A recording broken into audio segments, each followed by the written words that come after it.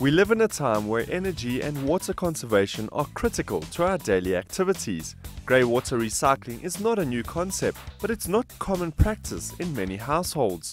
Cape Town-based company Garden ResQ has taken the leap to save gardens by using already used household water. Grey water is not a new concept. Grey water has been utilised for decades around the world. Grey water is basically, in simple, very simple terms, is the water that you receive from your shower, your bath, your laundry, after your cleaning process, cleaning, washing, etc. Grey water is also known as sullage, and it differs tremendously from what we refer to as black water. And black water is water that comes out of your toilet. Any toilet, urinal, that is black water. Grey water is basically from your showers and your bath. Now, black water is dirty water. It contains a tremendous amount of pathogens. So black water is never utilized in the home environment. It's never recycled. Whereas grey water, and as the name describes it, it's a multicolored water that comes out of your bath and shower. It's relatively clean. When I say relatively clean, it contains soaps, it contains conditioners, etc. But there is no feces, there's no food particles in it, and we can utilize this water to irrigate our gardens pretty successfully. There's a couple of reasons why we can use grey water, and number one is obviously it's readily available as a fertilizer. There's ingredients within the grey water that comes out of our soaps, and that's a natural fertilizer for plants. Obviously it's readily available, and it can replace the potable water or the drinking water that we utilize in our homes. It can replace that to water our gardens. Grey water must never ever be stored. Grey water contains pathogens, and as we bathe, as we shower and as we bath, our skin has bacteria on it. That bacteria gets washed off, it goes into the water, and obviously with this water being warm, the moment it is stored in any form of container for a period longer than 24 hours, it becomes what we call pathogentic. And that is when the bacteria in this grey water starts to breed prolifically.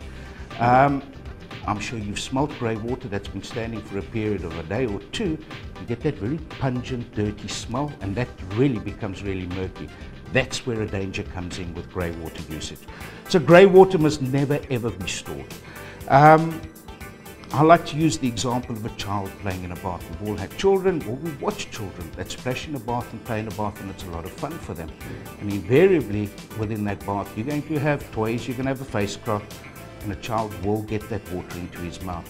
And I have yet to see a child not putting water in his mouth, and even better still, I've yet to see a parent saying to a child, don't put that water in your mouth.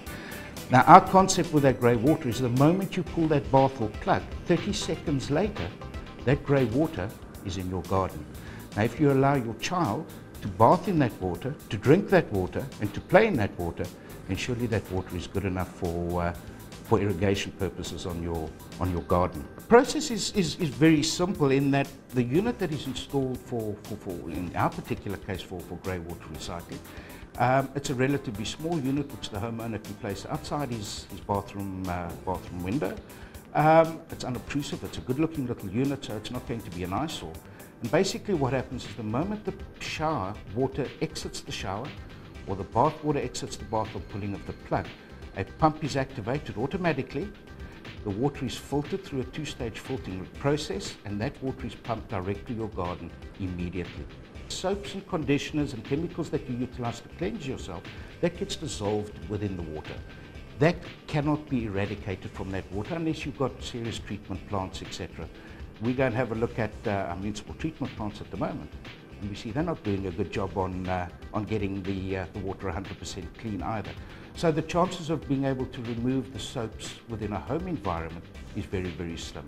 Our aim is to get rid of the free-floating particles, and that is hair, lint, and other bits of debris that go into the unit to keep your garden free from hair. The Garden ResQ system is an easy-to-install product. The basic components to the system mean that it may be installed by even the most challenged DIY person. The basic components is an outer casing. We've chosen a very strong, durable material for that. Obviously within our harsh South African climate, we need something that's going to stand up to that. So we make use of a product called LLDPE, which is a polymer that encases our components within the system. Internally, we would have a pump. This pump is 100% waterproof. It's an inline pump as opposed to a submersible pump that sits in the unit. We have a circuit board which is utilized to control various aspects. It controls the pump, it controls a timing mechanism. We don't make use of mechanical timers, we make use of electronic timers, which is accurate to within literally a couple of seconds a month.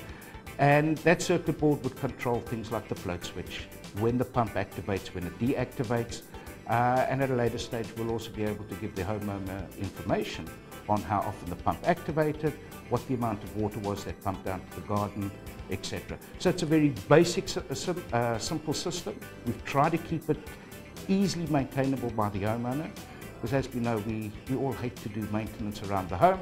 So we've said once every 2 weeks, it's a question of cleaning out the 2 filters. It's a 5-minute exercise, and you're done. It's literally a question of reuse, recycle.